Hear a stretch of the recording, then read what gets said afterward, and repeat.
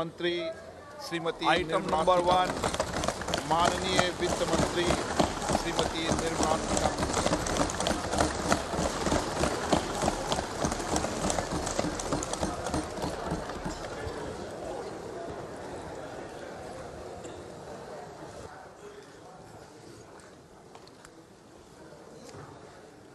Honorable Speaker, I present the budget for 2023-2024. This is the first budget in Amrit Kal. This budget hopes to build on the foundation laid in the previous budget and the blueprint drawn for India at 100. We envision a prosperous and inclusive India in which the fruits of development will reach all sections and citizens, especially our youth, women, farmers, OBCs, scheduled castes, and scheduled tribes. In the 75th year of our independence, the world has recognized the Indian economy as a bright star. Our current year's economic growth is estimated to be at 7%. It is notable that this is the highest among all the major economies. This is in spite of the massive slowdown globally caused by COVID-19 and the war. The Indian economy is therefore on the right track and despite a time of challenges, heading towards a bright future. Today, as Indians stand with their head held high and the world appreciates India's achievements and successes, we are sure that elders who had fought for India's independence will, with joy, bless us in our endeavors going forward as well. Our focus on wide-ranging reforms and sound policies implemented through Sabka Prayas, resulting in Jan Bhagidari and targeted support to those in need, helped us perform well in trying times. India's rising global profile is because of the several accomplishments. Unique world-class digital public infrastructure, example, Aadhaar, CoWIN and UPI. COVID vaccination drive in unparalleled scale and speed, proactive role in frontier areas such as achieving the climate-related goals, Mission Life, and National Hydrogen Mission. During the COVID-19 pandemic, we ensured that no one goes to bed hungry with a scheme to supply free food grains to over 80 crore persons for 28 months. Continuing our commitment to ensure food and nutritional security, we are implementing from 1st January 2023 a scheme to supply free food grain to all Antyodaya and priority households for the next 1 year. Under PM Garib Kalyan Anna Yojana, the entire expenditure of about 2 lakh crore will be borne by the central government. In these times of global challenges, the G20 presidency gives us a unique opportunity to strengthen India's role in the world economic order. With the theme of Vasudhaiva Kutumbakam, we are steering an ambitious people-centric agenda to address global challenges and to facilitate sustainable economic development. The government's efforts since 2014 have ensured for all citizens a better quality of life and life of dignity. The per capita income has more than doubled to 1.97 lakh rupees. In these 9 years, the Indian economy has increased in size from being 10th to 5th largest in the world.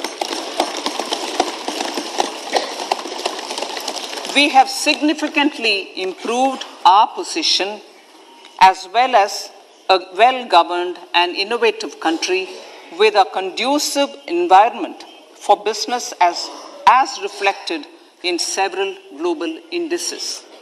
We have made a significant progress in many sustainable development goals.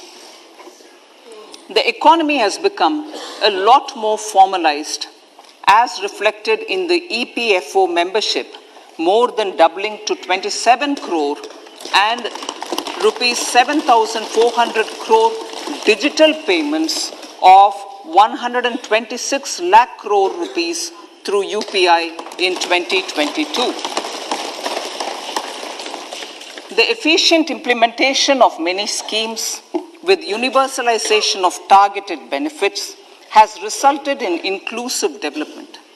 Some of the schemes are 11.7 crore household toilets under Swachh Bharat mission, which is achieved, 9.6 crore LPG connections under Ujjwala,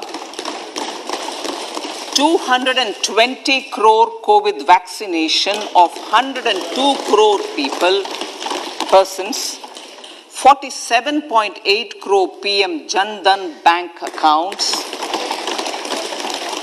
insurance cover for 44.6 crore persons under PM Suraksha Bima and PM Jeevan Jyoti Yojana, and cash transfer of 2.2 lakh crores of rupees to 11.4 crore to over 11.4 crore farmers under PM Kisan Samman Nidhi.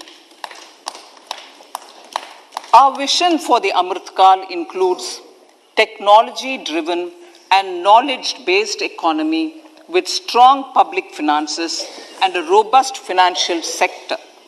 To achieve this, Jan Bhagidari through Sabka Saath, Sabka Prayas is essential. The economic agenda for achieving this vision focuses on three things. First, facilitating ample opportunities for citizens, especially the youth, to fulfill their aspirations. Second, providing strong impetus to growth and job creation. And third, strengthening macroeconomic stability.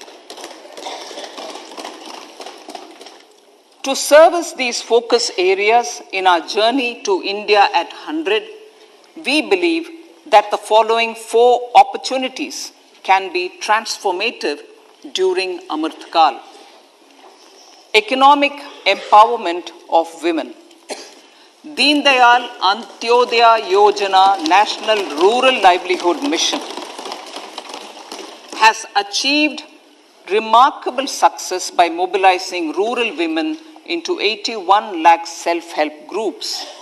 We will enable these groups to reach the next stage of economic empowerment through formation of large producer enterprises or collectives, with each having several thousand members and managed professionally. They will be helped with raw materials supply and for better design, quality, branding, and marketing of their products. Through supporting these policies, they will be enabled to scale up their operations to serve the large consumer markets, as has been the case with the several startups growing into unicorns. PM Vishwakarma Kaushal Samman, PM Vikas.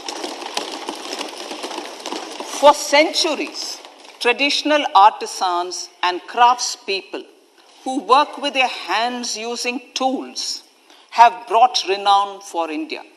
They are generally referred to as Vishwakarma. The art and the handicraft created by them represents the true spirit of Atmanirbhar Bharat. For the first time, a package of assistance for them has been conceptualized.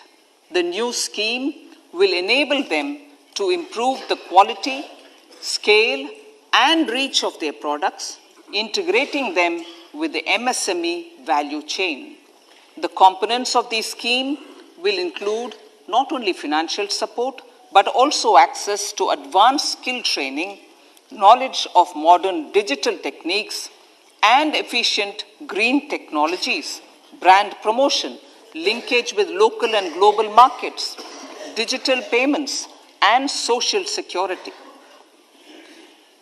This will greatly benefit the scheduled castes, scheduled tribes, OBCs, women, and people belonging to the weaker sections. Tourism. The country offers immense attraction for domestic as well as foreign tourists. There is a large potential to be tapped in tourism. The sector holds huge opportunities for jobs and entrepreneurship for youth in particular. Promotion of tourism will be taken up on mission mode with active participation of states, convergence of government programs, and public-private partnerships. Green growth. We are implementing many programs for green fuel, green energy, green farming, green mobility, green buildings, and green equipment, and policies for efficient use of energy across various economic sectors. These green growth efforts help in reducing carbon intensity of the economy and provides for large-scale green job opportunities.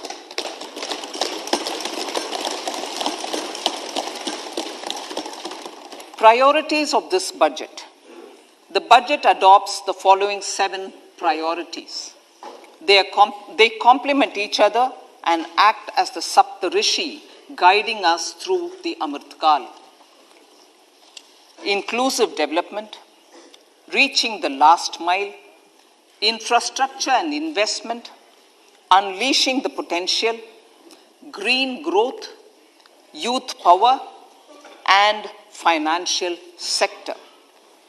I now speak on the priority number 1, inclusive development. The government's philosophy of Sabka Saath, Sabka Vikas has facilitated inclusive development covering in specific farmers, women, youth, OBCs, scheduled castes, scheduled tribes, Divyangjan, and economically weaker sections, and overall priority for the underprivileged, Vanchiton ko Variyata. There has also been a sustained focus on Jammu Kashmir, Ladakh, and the Northeast. This budget builds on those efforts. Digital public infrastructure for agriculture. Digital public infrastructure for agriculture will be built as an open source, open standard, and interoperable public good. This will enable inclusive farmer-centric solutions through relevant information services for crop planning and health, improved access to farm inputs, credit and insurance, help for crop estimation, market intelligence, and support for growth of agri-tech industry and startups.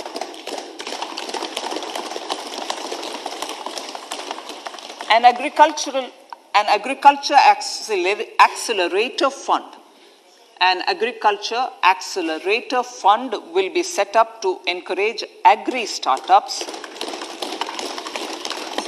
by young entrepreneurs in rural areas. The fund will aim at bringing innovative and affordable solutions for challenges faced by farmers. It will also bring in modern technologies to transform agricultural practices, increase productivity and profitability. To enhance the productivity of extra long staple cotton, we will adopt a cluster-based and value chain approach through public-private partnerships. This will mean collaboration between farmers, state, and industry for input supplies, extension services, and market linkages. We will launch an Atmanirbhar Clean Plant program to boost availability of disease-free, quality planting material for high-value horticultural crops at an outlay of 2,200 crores. global hub for millets, which are Sri Anna. India is the forefront. India's at the forefront of popularizing millets, whose consumption furthers nutrition, food security, and welfare of farmers, said the Honorable Prime Minister. We are the largest producer and second largest exporter of Sri Anna in the world. We grow several types of Sri Anna, such as Sri Anna Jowar, Sri Anna Ragi, Sri Anna Bajra, Sri Anna Kutu, Ramdana, Kangni, Kutni, Kutki, Kodo, China, and Sama. These have a number of health benefits and have been an integral part of our food for centuries. I acknowledge with pride the huge service done by small farmers in contributing to the health of fellow citizens by growing these Sri Anna. Now, to make India a global hub for Sri Anna, the Indian Institute of Millet Research, ideally Indian Institute of the Sri Anna Research, Hyderabad, will be supported as the center of excellence for sharing best practices, research, and technologies at the international level. The agricultural credit target will be increased to 20 lakh crores with focus on animal husbandry, dairy, and fisheries. We will launch a new sub-scheme of PM Matsya Sampada Yojana, which is an existing scheme, but we launch a new sub-scheme to further enable activities of fisheries for farm Samriddhi. Computerization of 63,000 primary agricultural credit societies with an investment of 2,516 crores. In consultation with all the stakeholders and the states, model bylaws for PACS were formulated, enabling them to become multi-purpose PACS. A national cooperative database is being prepared for countrywide mapping of cooperative societies. With this backdrop, we will implement a plan to set up massive decentralized storage capacity.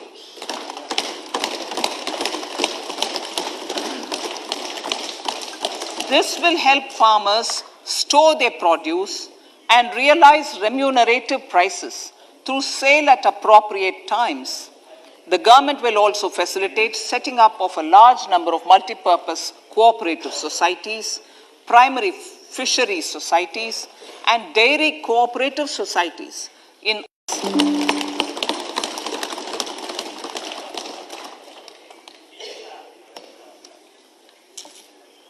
health, education, and skilling. 157 new nursing colleges will be established in co-location. Medical colleges established since 2014. A mission to eliminate will be launched. It will crore people in the age group of 0 to 40 years and counseling through collaborative efforts of central ministry in select ICMR labs.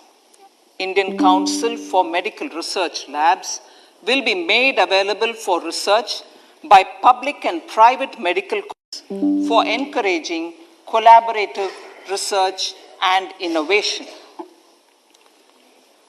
A new program to promote research and innovation in pharmaceuticals will be taken up through centers of excellence.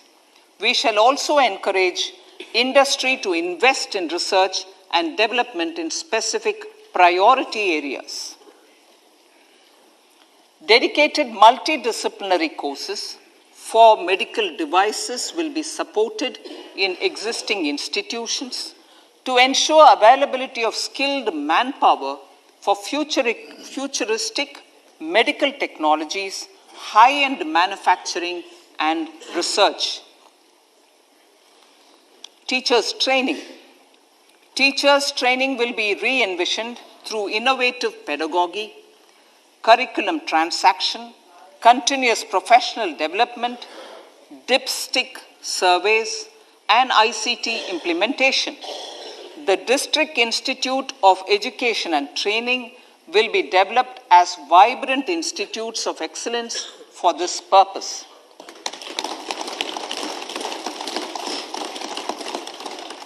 National Digital Library for Children and Adolescents. A National Digital Library for Children and Adolescents will be set up for facilitating availability of quality books across geographies, languages, genres, and levels, and device-agnostic accessibility. States will be encouraged to set up physical libraries for them at panchayat and ward levels and provide infrastructure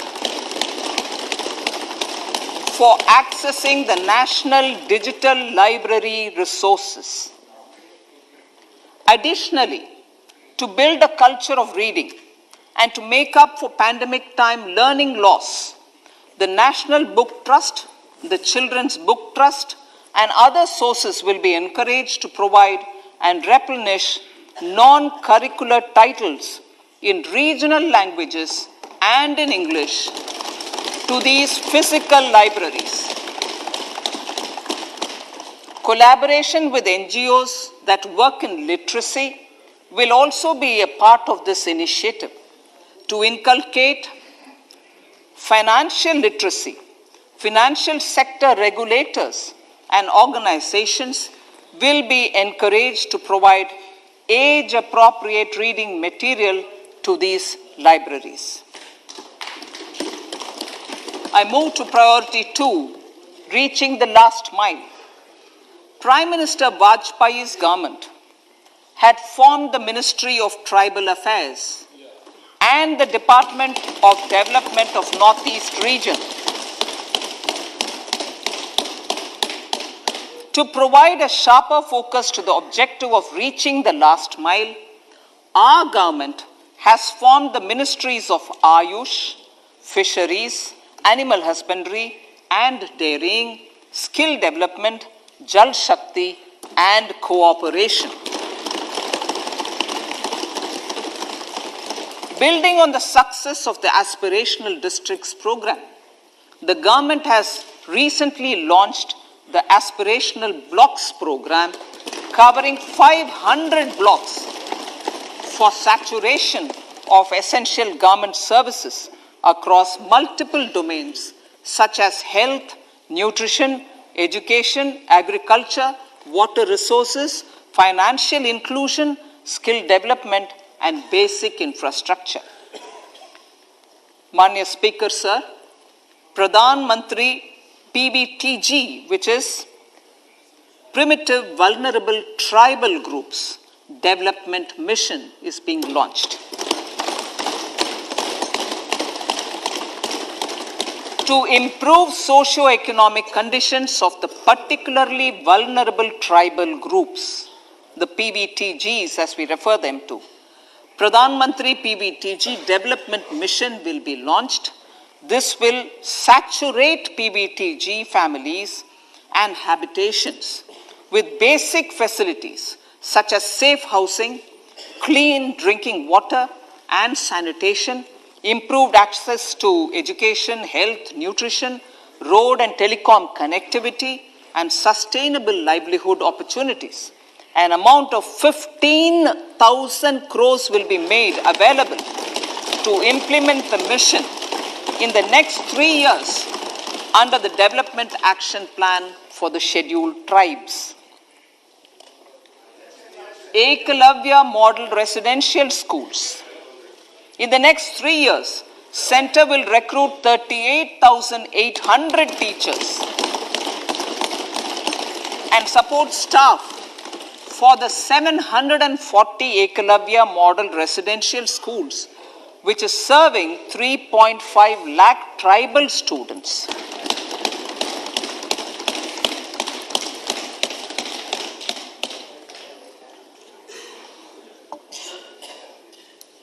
In the drought-prone central regions of Karnataka, central assistance of 5,300 crore will be given to Upper Bhadra project to provide sustainable micro irrigation and filling up of surface tanks for drinking water. PM Awas Yojana. The outlay for PM Awas Yojana is being enhanced by 66% to over 79,000 crores. Bharat Shared Repository of Inscriptions will be set up in a digital epigraphy museum with digitization of 1 lakh ancient inscriptions in the first stage. Support for poor prisoners. For poor persons who are in prisons and unable to afford the penalty or the bail amount, required financial support will be provided. Priority number 3, infrastructure and investment. Investments in infrastructure and productive capacity have a large multiplier impact on growth and employment. After the subdued period of the pandemic, private investments are growing again.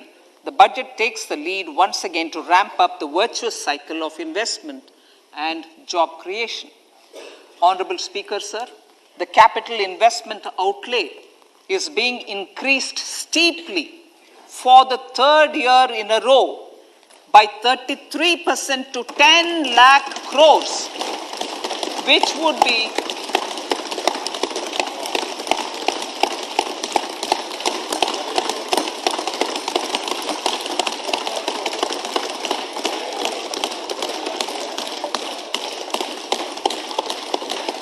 which would be 3.3% of GDP.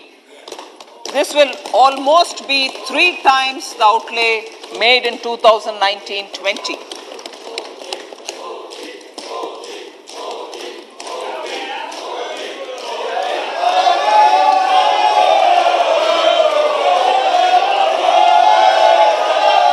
This substantial increase in recent years is central to the government's efforts to enhance growth potential and job creation, crowd in private investments, and provide a cushion against global headwinds. The direct capital investment by the center is complemented by the provision made for creation of capital assets through grants and aids to state. The effective capital expenditure of the center is budgeted at 13.7 lakh crore rupees, which will be 4.5% of GDP. Support to state governments for capital investment.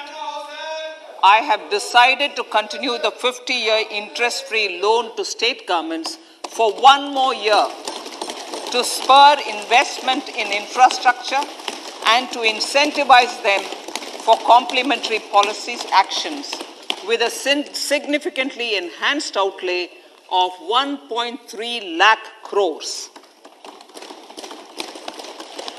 The newly established Infrastructure Finance Secretariat will assist all stakeholders for more private investment in infrastructure, including railways, roads, urban infrastructure, and power, which are predominantly depend on public resources.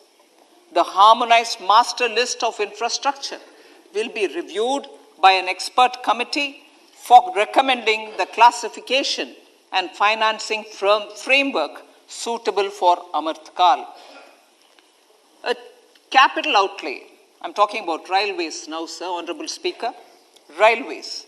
A capital outlay of 2.40 lakh crores has been provided for the railways.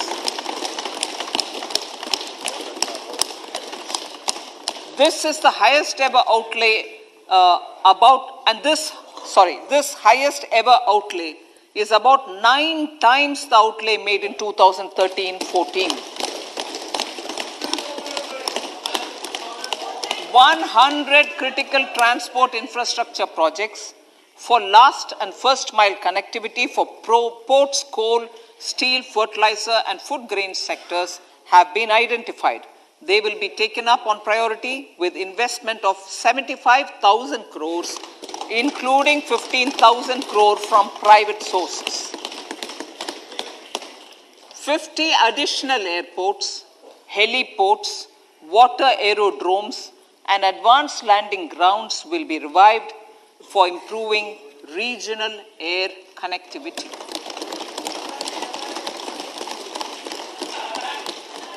Sustainable cities for tomorrow.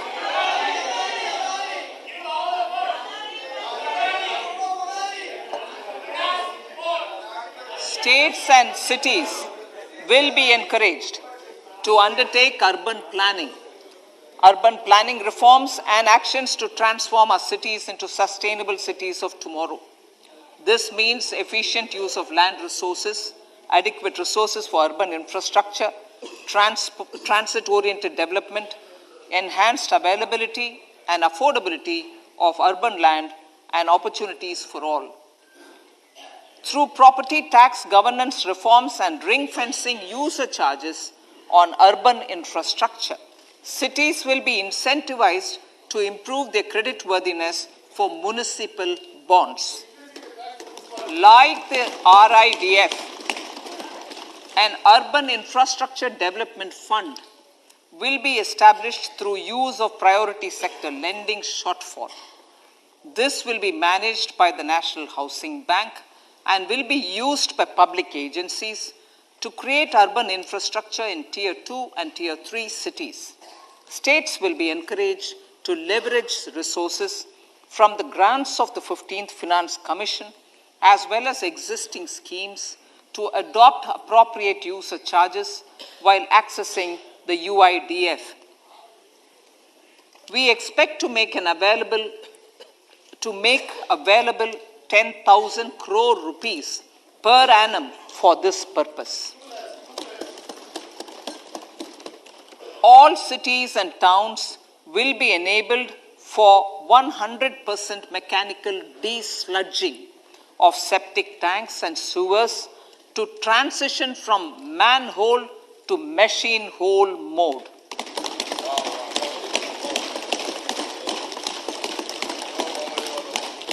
Enhanced focus will be provided for scientific management of dry and wet waste. Honorable Speaker, sir, our Prime Minister had said, good governance is the key to a nation's progress. Our government is committed to providing a transparent and accountable administration which works for the betterment and welfare of common citizens. Mission Karma Yogi. Under Mission Karma Yogi, center, states and the union territories are making and implementing capacity building plans for civil servants. The government has also launched an integrated online training platform, I Got Karma Yogi, to provide continuous learning opportunities for lakhs of government employees to upgrade their skills and facilitate people-centric approach. Sir, for enhancing ease of doing business, more than 39,000 compliances have been reduced and more than 3,400 legal provisions have been decriminalized. For furthering the trust-based governance, we have introduced the Jan Vishwas Bill to amend 42 central acts. This budget proposes a series of measures to unleash the potential of our economy. Centers of Excellence for Artificial Intelligence. For realizing the vision of Make AI in India and Make AI Work for India, 3 centers of excellence for artificial intelligence will be set up in top educational institutions. Leading industry players will partner in conducting interdisciplinary research, develop cutting-edge applications, and scalable problem solutions in the areas of agriculture, health, and sustainable cities. This will galvanize an effective AI ecosystem and nurture quality human resources in the field. National Data Governance Policy to unleash innovation and research by startups and academia. A national data governance policy will be brought out. This will enable access to anonymized data. The KYC process will be simplified, adopting a risk-based instead of one-size-fits-all approach. The financial sector regulators will also be encouraged to have a KYC system fully amenable to meet the needs of digital India. One-stop solution for identity and address updating. A one-stop solution for reconciliation and updating of identity and address of individuals maintained by various government agencies, regulators, and regulated entities will be established using DigiLocker service and Aadhaar as foundational identity. Speaker, sir, common business identifier. For the business establishments required to have a permanent account number, the PAN will be used as the common identifier for all digital systems of specified government agencies. This will bring ease of doing business, and it will be facilitated through a legal mandate. For obviating the need for separate submission of same information to different government agencies, a system of unified filing process will be set up. Such filing of information or return in simplified forms on a common portal will be shared with other agencies as per the filer's choice. Vivad Se Vishwas 1, relief for MSMEs. In cases of failure by MSMEs to execute contracts during the COVID period, 95% of the forfeited amount relating to the bid or performance security will be returned to them by government and government undertakings. This will provide relief to the MSMEs. Vivad Se Vishwas 2, settling contractual disputes. To settle contractual disputes of government and government undertakings, wherein arbitral award is under challenge in a court, a voluntary settlement scheme with standardized terms will be introduced. This will be done by offering graded settlement terms depending on pendency level of the dispute. The state support mission of Niti Aayog will be continued for 3 years for our collective efforts towards national priorities. Result-based financing.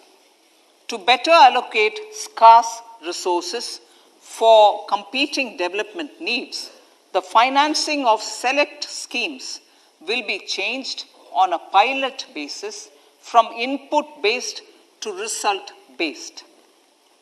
E-courts.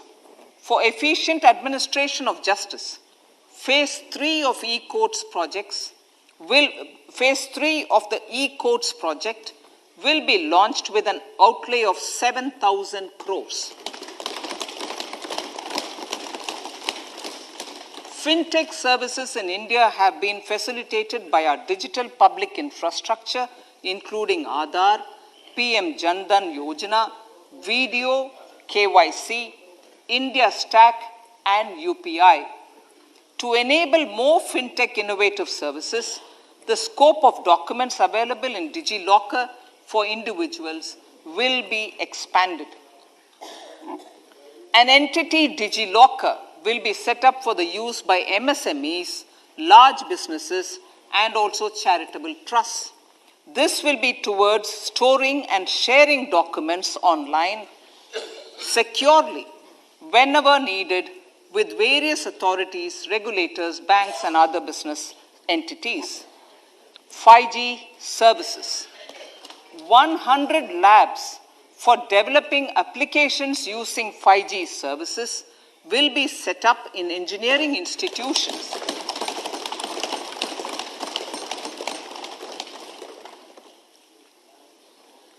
To realize a new range of opportunities, business models, and employment potential, the labs will cover, among others, applications such as smart classrooms, precision farming, intelligent transport systems, and healthcare applications. Lab-grown diamonds. Lab-grown diamonds is a technology and innovation-driven emerging sector with high employment potential. These environment-friendly diamonds, which have optically and chemically the same properties as natural diamonds. To encourage indigenous production of LGD, lab-grown diamond seeds and machines, and to reduce import dependency, a research and development grant will be provided to one of the IITs for 5 years. To reduce the cost of production, a proposal to review the custom duty on LGD seeds will be indicated in Part B of the speech. I come to the fifth priority, Honorable Speaker, sir, green growth. Honorable Prime Minister has given a vision for life or lifestyle for environment to spur a movement of environmentally conscious lifestyle. India is moving forward firmly for the Panchamrit, the net zero carbon emission by 2070 to usher in green industrial and economic transition. This budget builds on our focus on green growth. The recently launched National Green Hydrogen Mission, with an outlay of 19,700 crores, will facilitate transition of the economy to low carbon intensity, reduce dependence on fossil fuel imports, and make the country assume technology and market leadership in this sunrise sector. Our target is to reach an annual production of 5 MMT by 2030. Energy transition.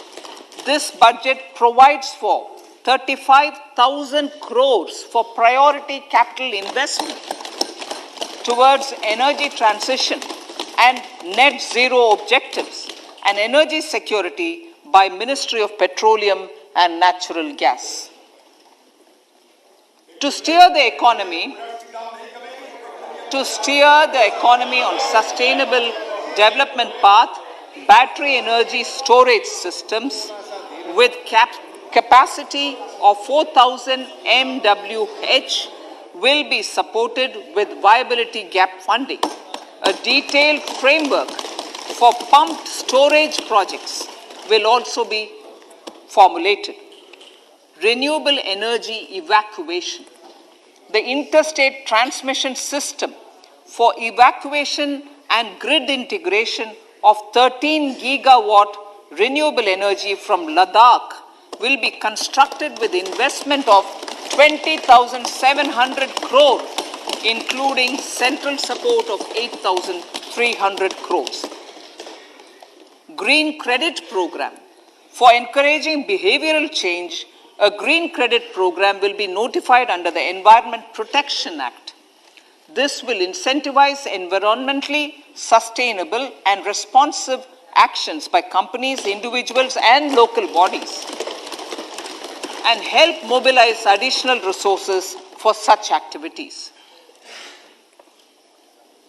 PM Program for Restoration, Awareness, Nourishment and Amelioration of Mother Earth, PM Pranam, will be launched to incentivize states and union territories to promote alternative fertilizers and balanced use of chemical fertilizers. Go Bardhan Scheme, 500 new waste to wealth plants under Go Bardhan, galvanizing organic bio-agro resources done. Go Bardhan scheme will be established for promoting circular economy. These will include 200 compressed biogas plants, including 75 plants in urban areas and 300 community or cluster-based plants at a total investment of 10,000 crores. I will refer to this in Part B also. In due course, a 5% CBG mandate will be introduced for all organizations marketing natural and biogas. For collection of biomass and distribution of biomanure, appropriate fiscal support will also be provided. Bharatiya Prakritik Kheti Bio Input Resource Centers. Over the next 3 years, we will facilitate 1 crore farmers to adopt natural farming.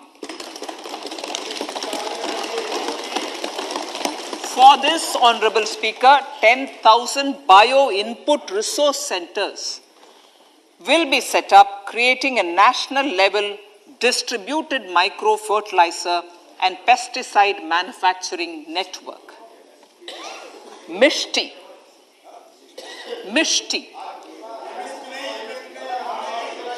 Building on India's success in afforestation, mangrove initiative for shoreline habitats and tangible incomes, Mishti, will be taken up for mangrove plantation along the coastline and on salt pan lands wherever feasible through convergence between Manrega, Campa Fund and other sources. Amrit Dharohar. Wetlands are vital ecosystems which sustain biological diversity. In his latest Mann Ki Baat, the Prime Minister said, now, I quote, now the total number of Ramsar sites in our country has increased to 75, whereas before 2014, there were only 26, unquote. Local communities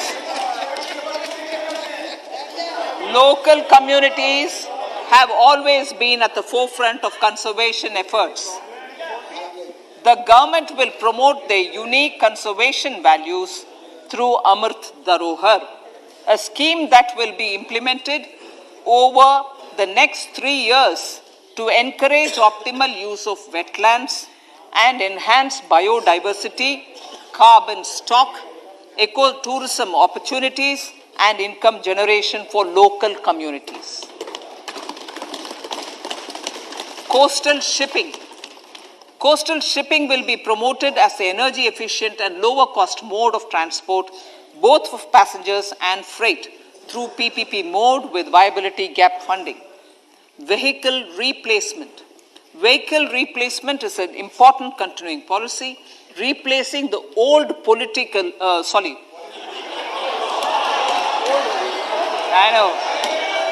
replacing, absolutely, thank you. Replacing old polluting vehicles. May be applicable, right? Replacing old polluting vehicles is an important part of greening our economy. In furtherance of the vehicle scrapping policy mentioned in Budget 21-22, I have allocated adequate funds to scrap old vehicles of the central government. States will also be supported in replacing old vehicles and old state ambulances. Honorable Speaker, sir, I move to priority 6, youth power. To empower our youth and help the Amrit PD realize their dreams, we have formulated the National Education Policy, which is very wide in its scope, but one of the things is also to focus on skilling, adopted economic policies that facilitate job creation at scale and have supported business opportunities. Pradhan Mantri Kaushal Vikas Yojana. Pradhan Mantri Kaushal Vikas Yojana 4.0 will be launched to skill lakhs of youth within the next 3 years. On-job training, industry partnership, and alignment of courses with needs of industry will be emphasized. The scheme will also cover new age courses for Industry 4.0 like coding, AI, robotics, mechatronics, IoT, 3D printing, drones, and other soft skills. To skill youth for international opportunities, 30 Skill India International Centers will be set up across different states. The digital ecosystem for skilling will be further expanded with the launch of a unified Skill India digital platform for enabling demand-based formal skilling, linking with employers including MSMEs, and facilitating access to entrepreneurship schemes. To provide stipend support to 47 lakh youths in 3 years, direct benefit transfer under a pan-India national apprenticeship promotion scheme will be rolled out. Tourism. Honorable Speaker, sir, with an integrated and innovative approach, at least 50 destinations will be selected through challenge mode. In addition to aspects such as physical connectivity, virtual connectivity, tourist guides, high standards for food streets, and tourist security, all the relevant aspects would be made available on an app to enhance tourist experience. Every destination would be developed as a complete package. The focus of development of tourism would be on domestic as well as foreign tourists.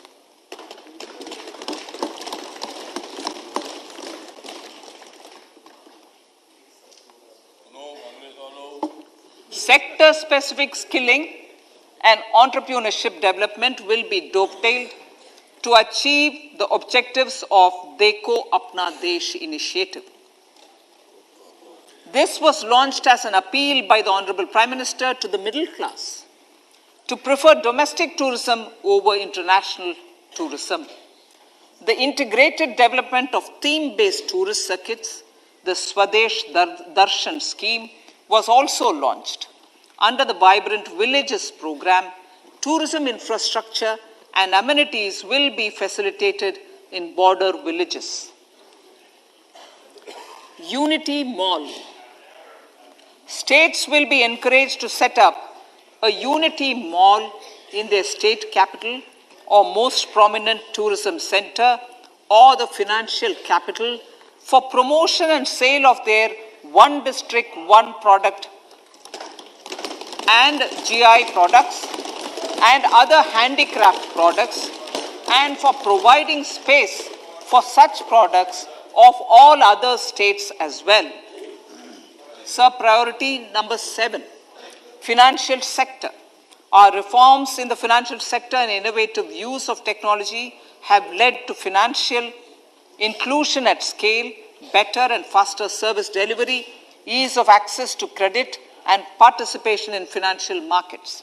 This budget proposes to further these measures. Credit guarantee for MSMEs. Last year, I proposed revamping of the credit guarantee scheme for the MSMEs.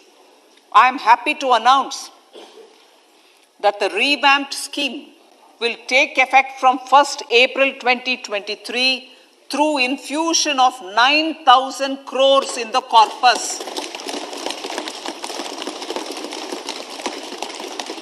This will enable additional collateral-free guaranteed credit of 2 lakh crores of rupees. Further, the cost of credit will be reduced by about 1%. A National Financial Information Registry will be set up to serve as the central repository of financial and ancillary information. This will facilitate efficient flow of credit, promote financial inclusion, and foster financial stability. A new legislative framework will govern this credit public infrastructure and will be designed in consultation with the RBI. To meet the needs of Amritkal and to facilitate optimum regulation in the financial sector, public consultation, as necessary and feasible, will be brought to the process of regulation making and issuing subsidiary directions. To simplify, to ease, and to reduce cost of compliance, financial sector regulators will be requested to carry out a comprehensive review of existing regulations. For this, they will consider suggestions from public and regulated entities. Time limits to decide the application under various regulations will also be laid down. Honorable Speaker, sir, to enhance business activities in GIFT IFSC, the following measures will be taken. Delegating powers under the SEZ Act to the IFSCA to avoid dual regulation. Setting up a single window IT system for registration and approval of IFSCA, SEZ authorities, GSTN, RBI, SEBI, and IRDAI. Permitting acquisition financing by IFSC banking units of foreign banks. Establishing a subsidiary of Exim Bank for trade refinancing. Amending IFSCA Act for statutory provisions for arbitration, ancillary services, and avoiding dual regulation under the SEZ Act, and recognizing offshore derivative instruments as valid contracts. Honorable Speaker, sir, Data Embassy. For countries looking for digital continuity solutions, we will facilitate setting up of their data embassies in GIFT IFSC.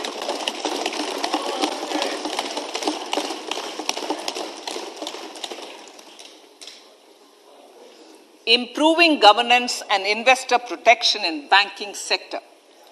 To improve bank governance and enhance investors' protection, certain amendments to the Banking Regulation Act, the Banking Companies Act, and the Reserve Bank of India Act are being proposed. Capacity building in securities market. Honorable Speaker, sir, to build capacity of functionaries and professionals in the securities market, SEBI will be empowered to develop, regulate, maintain, and enforce norms and standards for education in the National Institute of Securities Markets and to recognize award of degrees, diplomas, and certificates. A central processing center will be set up for faster response to companies through centralized handling of various forms filed with field officers under the Companies Act. Reclaiming of shares and dividends.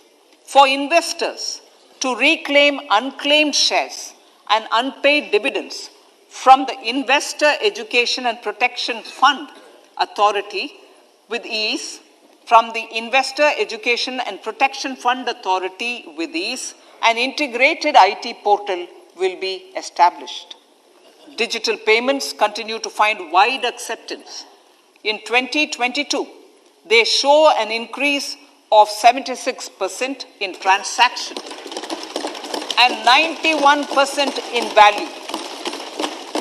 Fiscal support for this digital public infrastructure will continue in 2023-2024.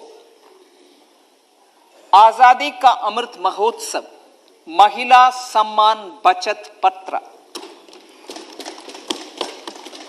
For commemorating Azadi Ka Amrit Mahotsav, a one-time new small savings scheme, Mahila Samman Savings Patra or Savings Certificate, Mahila Samman Savings Certificate will be made available for a 2-year period up to March 2025. This will offer deposit facility up to 2 lakh in the name of a woman or girls for a tenure of 2 years at fixed interest rate of 7.5% with partial withdrawal option. Senior citizens.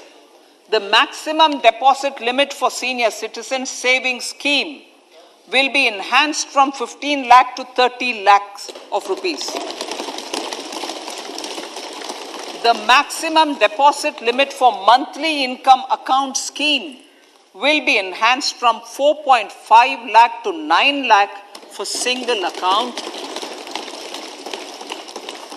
and from 9 lakh to 15 lakh for joint account. Honorable Speaker, sir, fiscal management. 50 years interest-free loan to states. The entire 50-year loan to states has to be spent on capital expenditure within 2023-24. Most of this will be at the discretion of the states, but a part will be conditional on states increasing their actual capital expenditure. Parts of the outlay will also be linked to or allocated for the following purposes: scrapping old government vehicles, urban planning reforms and actions, financing reforms in urban local bodies to make them credit-worthy for municipal bonds, housing for police personnel above or as part of the police station, constructing unity malls, children and adolescent libraries and digital infrastructure, and state share of capital expenditure of central schemes. Honorable Speaker, sir, fiscal deficit of states. States will be allowed a fiscal deficit of 3.5% of GSDP, of which 0.5% will be tied to power sector reforms. Revised estimates 2022 to 2023. The revised estimate, Honorable Speaker, sir, of the total receipts other than borrowing is 24.3 lakh crores, of which the net tax receipts are 20.9 lakh crores. The revised estimate of the total expenditure is 41.9 lakh crores of rupees, of which the capital expenditure is about 7.3 lakh crores. The revised estimate of the fiscal deficit is 6.4% of GDP, adhering to the budget estimate. So, budget estimates of 2023-24. Coming to 2023-24, the total receipts other than borrowings and the total expenditure are estimated at 27.2 lakh crores and 45 lakh crores respectively. The net tax receipts are estimated at 23.3 lakh crores. The fiscal deficit is estimated to be 5.9% of the GDP. In my budget speech for 21-22, I had announced that we plan to continue the path of fiscal consolidation, reaching a fiscal deficit of below 4.5% by 2025-26 with a fairly steady decline over the period. We have adhered to this path, and I reiterate my intention to bring the fiscal deficit below 4.5% of GDP by 2025-26. To finance the fiscal deficit in 2023-24, the net market borrowings from dated securities are estimated at 11.8 lakh crores. The balance financing is expected to come from small savings and other sources. The gross market borrowings are estimated at 15.43 lakh crores of rupees. Honorable Speaker, sir, I now move to Part B.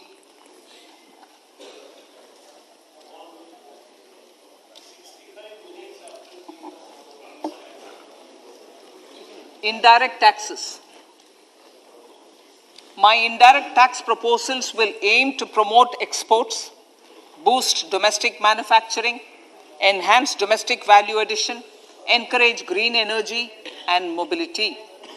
A simplified tax structure with fewer tax rates helps in reducing compliance burden and improving tax administration. I propose to reduce the number of basic customs duty rates on goods other than textiles and agriculture from 21 to 13.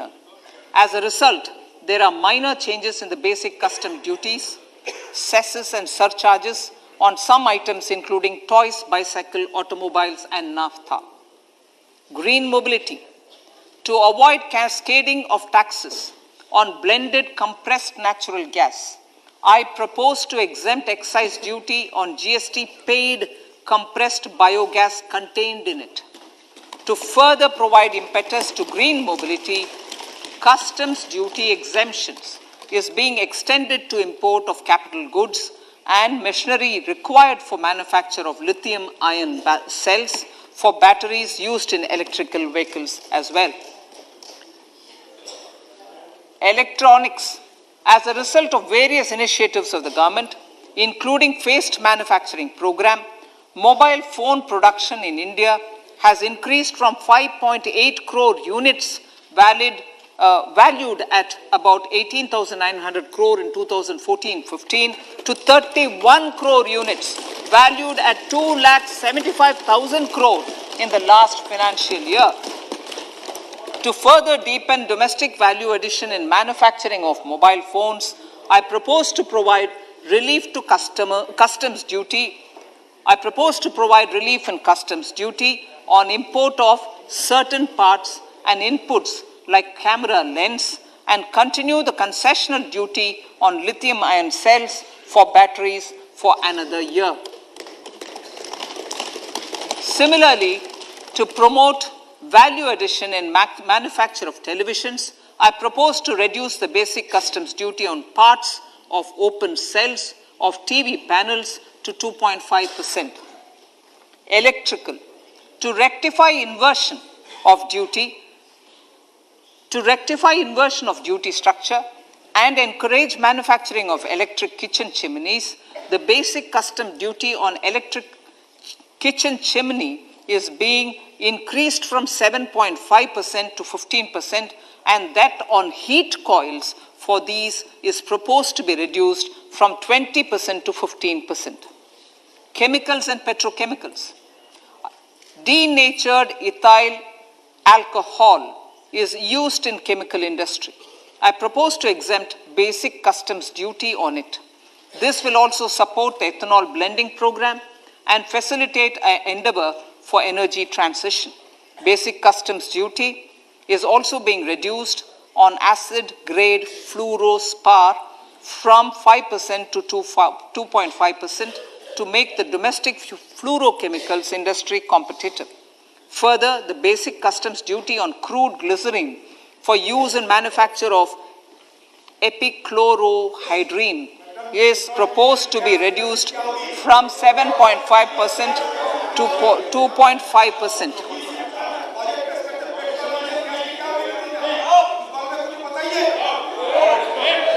Marine products. In the last financial year, marine products recorded the highest export growth, benefiting farmers in the coastal states of the country. To further enhance the export competitiveness of marine products, particularly shrimps, duty is being reduced on key inputs for domestic manufacture of shrimp feed. India is a global leader, as I said in Part A, in cutting and polishing of natural diamonds, contributing about 3/4 of the global turnover by value. With the depletion of deposits of natural diamonds, the industry is moving towards lab-grown diamonds, and it holds huge promise. To seize this opportunity, I propose to reduce the basic customs duty on seeds used in their manufacture. Customs duties on dore or doré and bars of gold and platinum were increased earlier this fiscal. I propose to increase the duties on articles made therefrom to enhance the duty differential. I also propose to increase the import duty on silver doors, bars, and articles to align them with that on gold and platinum. To facilitate availability of raw materials for the steel sector, exemptions from basic custom duty on raw materials for manufacture of CRGO steel, ferrous scrap, and nickel cathode is being continued. Similarly, the concessional BCD of 2.5% on copper scrap is also being continued to ensure the availability of raw materials for secondary copper producers who are mainly in the MSME sectors. Compounded rubber. The basic custom duty rate on compounded rubber is being increased from 10% to 25% or 30 kg, whichever is lower, at par with that of natural rubber other than latex, to curb circumvention of duty. Cigarettes. National calamity contingent duty on specified cigarettes was last revised 3 years ago. This is proposed to be revised upwards by about 16%. Direct taxes. I now come to my direct tax proposals. Honorable Speaker, these proposals aim to maintain continuity and stability of taxation, further simplify and rationalize various provisions to reduce the compliance burden, promote the entrepreneurial spirit, and provide tax relief to citizens. It has been constant endeavor of the Income Tax Department to improve taxpayers' services by making compliance easy and smooth. Our taxpayers portal received a maximum of 72 lakh returns in a day, processed more than 6.5 crore returns this year. Average processing period reduced from 93 days in financial year 13-14 to 16 days only now. And 45% of the returns were processed within 24 hours. We intend to further improve this, roll out the next generation common IT return form for taxpayer convenience, and also plan to strengthen the grievance redressal mechanism. MSMEs and professionals. MSMEs are growth engines of our economy. Micro enterprises with turnover up to 2 crore of rupees and certain professionals with turnover of up to 50 lakh rupees can avail the benefit of presumptive taxation. I propose to provide enhanced limits of 3 crore and 75 lakh respectively to the taxpayers whose cash receipts are no more than 5%. Whose cash receipts are no more than 5%. Moreover, to support MSMEs in timely receipt of payments, I propose to allow deduction for expenditure incurred on payments made to them only when payment is actually made. Cooperation. Cooperation is a value to be cherished. In realizing our Prime Minister's goal for Sehkar Se Samriddhi and his resolve to connect the spirit of cooperation with the spirit of Amrit Kal, in addition to the measures proposed in Part A, I have a slew of proposals for the cooperation sector. First, new cooperatives that commence manufacturing activities till 2024, 31st March, shall get the benefit of a lower tax rate of 15%, as is presently available to new manufacturing companies.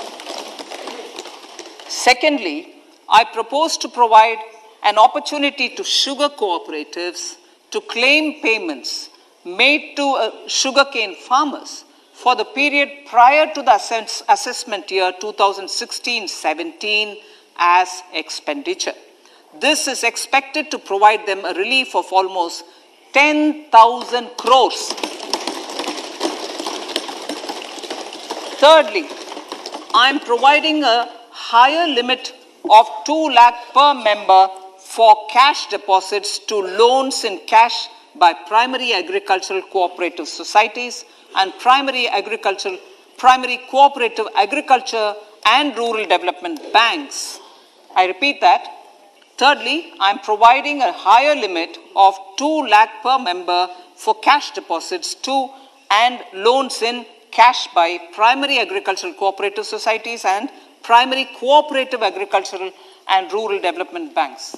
Similarly, a higher limit of 3 crore for TDS on cash withdrawal is being provided to cooperative societies.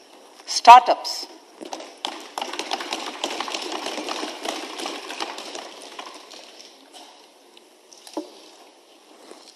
Entrepreneurship is vital for a country's economic development. We have taken a number of measures for startups and they have borne results. India is now the third largest ecosystem for startups globally and ranks second in innovation quality among middle-income countries. I propose to extend the date of incorporation for income tax benefits to startups from 31/3/2023 to 31/3/2024. I further propose to provide the benefit of carry forward of losses on change of shareholding of startups from 7 years of incorporation to 10 years.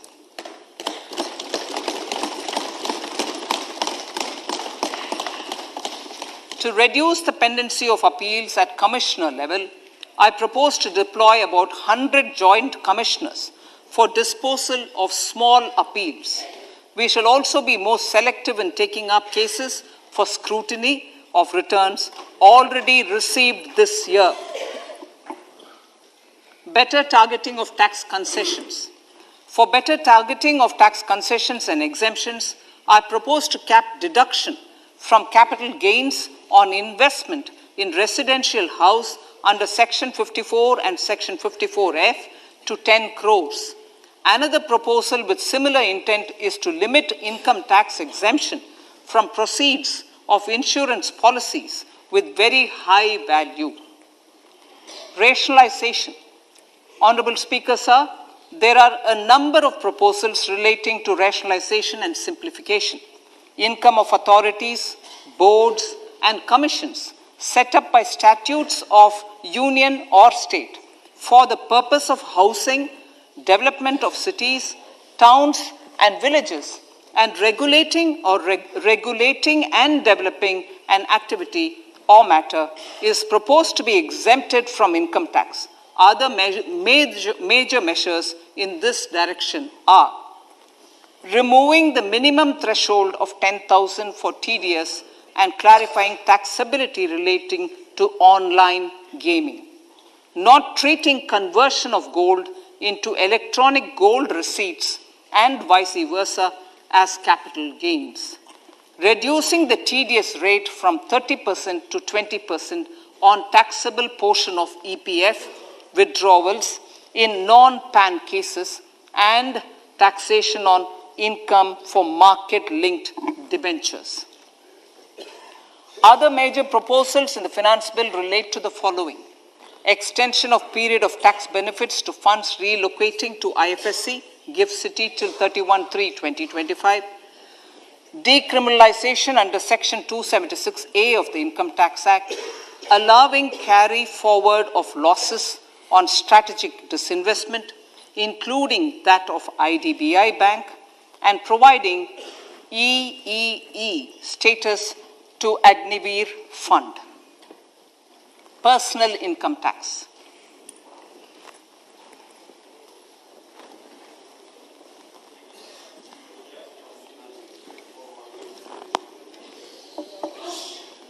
Now I come to what everyone is waiting for. Personal income tax. I have 5 major announcements to make in this regard. These primarily benefit our hard-working middle class. The first one concerns rebate. Currently, those with income up to 5 lakh do not pay any income tax in both old and new regimes. I propose to increase the rebate limit to 7 lakhs in the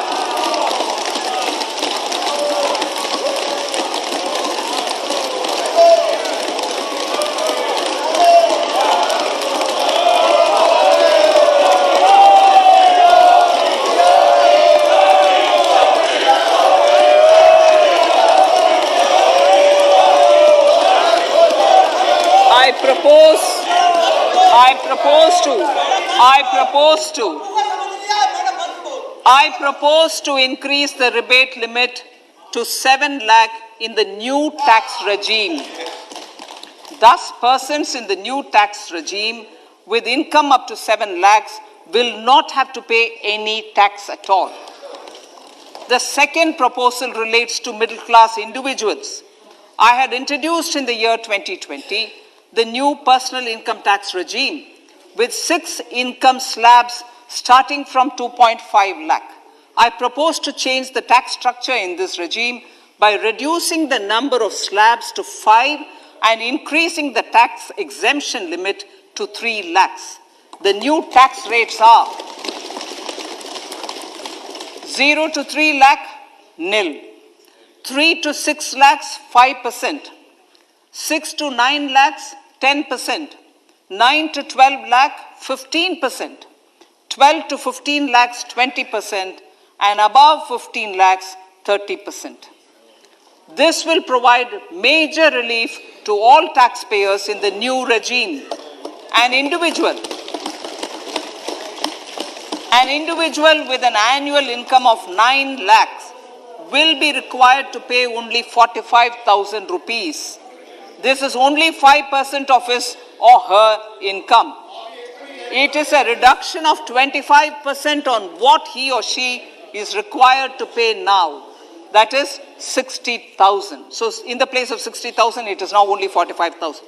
Similarly, an individual with an income of 15 lakh rupees would be required to pay only 1.5 lakh or 10% of his income or her income, a reduction of 20% from the existing liability of 1,87,500 rupees. My third proposal is for the salaried class and the pensioners, including family pensioners, for whom I propose to extend the benefit of standard deduction to the new tax regime. Each salaried person with an income of 15.5 lakh rupees or more will thus stand to benefit by 52,500 rupees. My fourth announcement in personal income tax is regarding the highest tax rate, which in our country is 42.74%. This is among the highest in the world. I propose to reduce the highest surcharge rate from 37% to 25% in the new tax regime.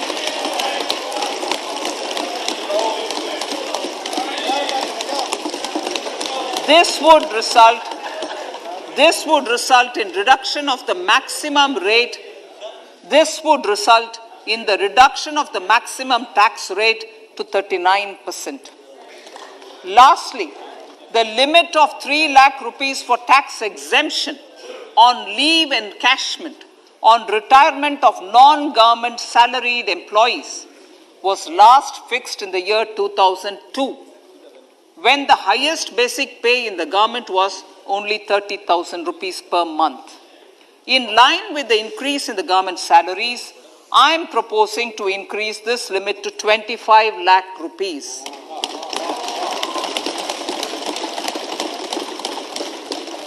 We are also making the new income tax regime as the default tax regime.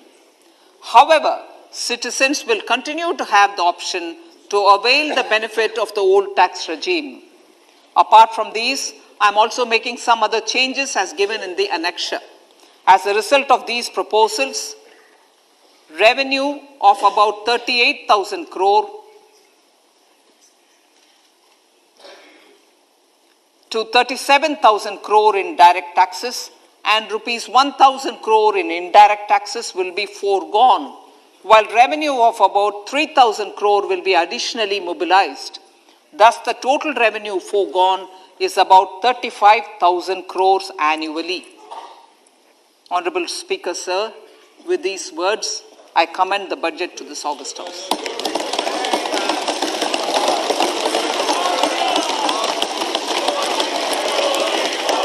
One hour, 25 minutes. Item number 1 माननीय item number 2 Shrimati Nirmala Sitharaman ji. Sir, with your permission, I lay on the table of the following statements. Under Section 3(1) of the Fiscal Responsibility Budget Management Act 2003, 1. Medium-term fiscal policy cum fiscal policy strategy statement and macroeconomic framework statement. माननीय सदस्यगण, जैसा कि आपको समाचार भाग 2 के माध्यम से पहले ही सूचित किया जा चुका है कि माननीय वित्त मंत्री जी के बजट भाषण की प्रतियां हार्ड कॉपी के रूप में उपलब्ध कराई गई है. आप बजट भाषण की अपनी अपनी प्रति प्रकाशन पलक से ले लें. आपको ये भी सूचित किया जाता है कि माननीय मंत्री द्वारा बजट प्रस्तुत किए जाने के पश्चात उसकी प्रतियां आपको मेंबर्स पोर्टल के माध्यम से उपलब्ध करा दी जाएगी. आइटम नंबर 3 माननीय मंत्री जी, वित्त मंत्री जी. Sir, with your permission, I rise to move for leave to introduce the Finance Bill 2023. प्रश्न ये कि विधेयक को पुनर्स्थापित करने की अनुमति प्रदान की जाए.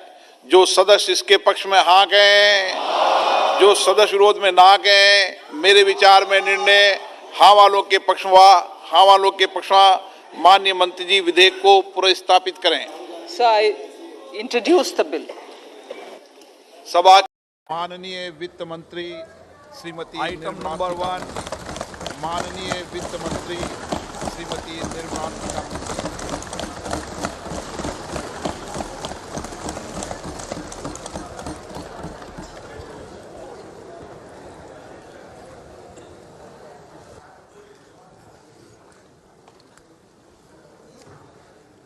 Honorable Speaker, I present the budget for 2023-2024.